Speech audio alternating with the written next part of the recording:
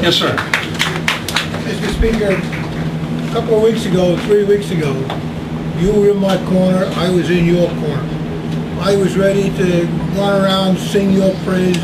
I thought that with your intelligence, your knowledge, your experience, your personality, you were the guy that could wipe the floor with Obama in a debate. Then you came out with that little thing about right-wing fanaticism.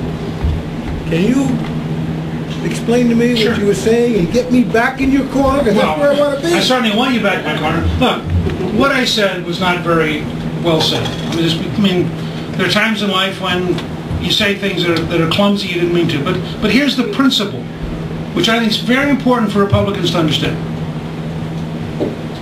We, the people, the base of our Constitution, the fact that we're endowed by our Creator with certain unalienable rights, the base of our Declaration of Independence, means that any political party which is loaned power by the American people has an obligation, if it's trying to bring out a major change, Medicare is a major change, to make sure that the American people understand it, have had a chance to question it, improve it, develop it, and have reached a judgment that it's what they want.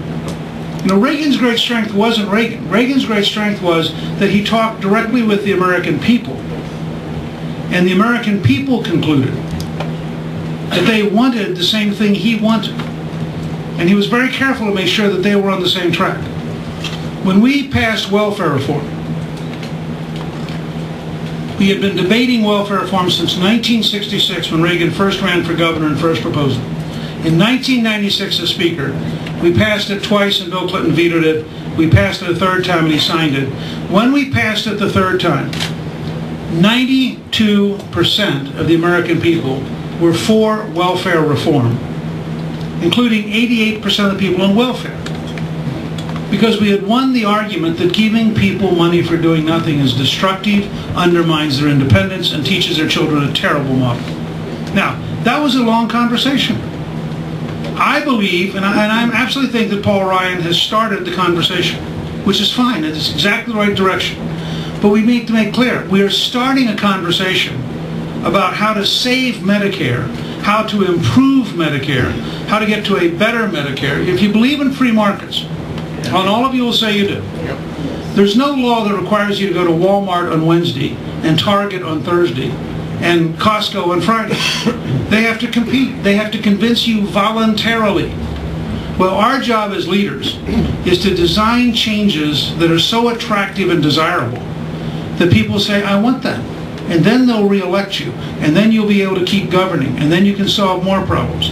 And I was trying to say the other day in a very short, much too short a time, be very careful not to try to push on the American people something they don't yet understand. And I think the underlying principle is exactly right, and I can assure you that you'll see my campaign outlining a wave after wave of fundamental changes, but each of them will be based on a principle that the American people believe in, that the American people will support, and that will give us the ability to arouse the American people to convince the Congress in 2013 to actually pass it. And I think that's a key if you're going to really govern.